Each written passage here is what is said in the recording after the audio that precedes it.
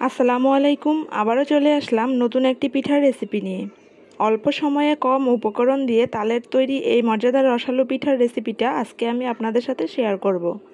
তাহলে চলুন ভিডিওটি দেখে নিই।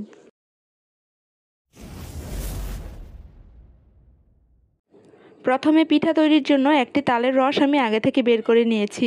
এখন এই রসটাকে জাল করার জন্য একটি প্যানে ঢেলে নিলাম। ঢেলে নেওয়া হয়ে গেলে এখানে আরও দিয়ে দিলাম আমি হাফ কাপের মতো ফ্রেশ কোরানো নারিকেল। নারিকেলটা দেওয়ার পর আবারও এখানে আমি অ্যাড করে দিলাম 1 কাপ পরিমাণ তরল দুধ।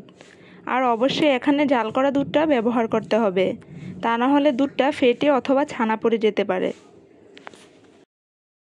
তারপর দুধ, তাল ও নারিকেলের এই মিশ্রণটাকে ফুটে আসা পর্যন্ত জাল করে নিতে হবে।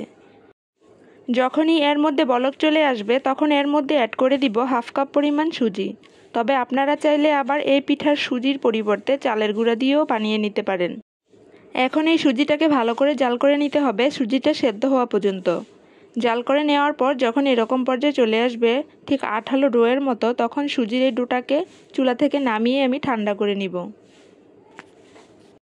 কিছুটা ঠান্ডা হওয়ার পর এবার হাত দিয়ে ভালো করে মথে একটা সফট ডো তৈরি করে নিব। এবার হাতে কিছুটা তেল লাগিয়ে অল্প অল্প করে ডো নিয়ে ছোট ছোট পিঠা তৈরি করে নিব। আর এই পিঠাটা দেখতে ঠিক এরকম চুষি পিঠার মতো হবে। এভাবে আমি এক এক করে সবগুলো পিঠা বানিয়ে নিয়েছি। এবার পিঠাগুলোর জন্য শিরা তৈরি করে নিব। একটি প্যানে দিয়ে দিব 1/4 কাপ পরিমাণ চিনি ও হাফ কাপ পানি। আরও দিয়ে দিব একটি মুখ ফাটিয়ে নেওয়া এলাচ। এতে করে পিঠার মধ্যে সুন্দর একটি ফ্লেভার অ্যাড হবে। কয়েক মিনিট এই শিরাটাকে জ্বালিয়ে নিব। যখন শিরার মধ্যে একতার তৈরি হবে তখন শিরাটাকে নামিয়ে আমি চলে যাব চুলায় পিঠাগুলো ভাজার জন্য। একটি প্যানে পরিমাণ মতো তেল গরম করে নিয়েছি। এবার এক এক করে আমি পিঠাগুলো ভেজে নিব। হালকাভাবে নেড়ে পিঠাগুলোকে উল্টিয়ে পাল্টিয়ে ভেজে নিতে হবে।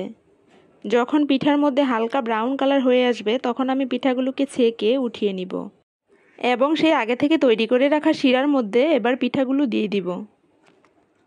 একটি চামচ অথবা স্প্যাচুলা দিয়ে পিঠাগুলোকে কয়েকবার উল্টিয়ে পাল্টিয়ে দিতে হবে।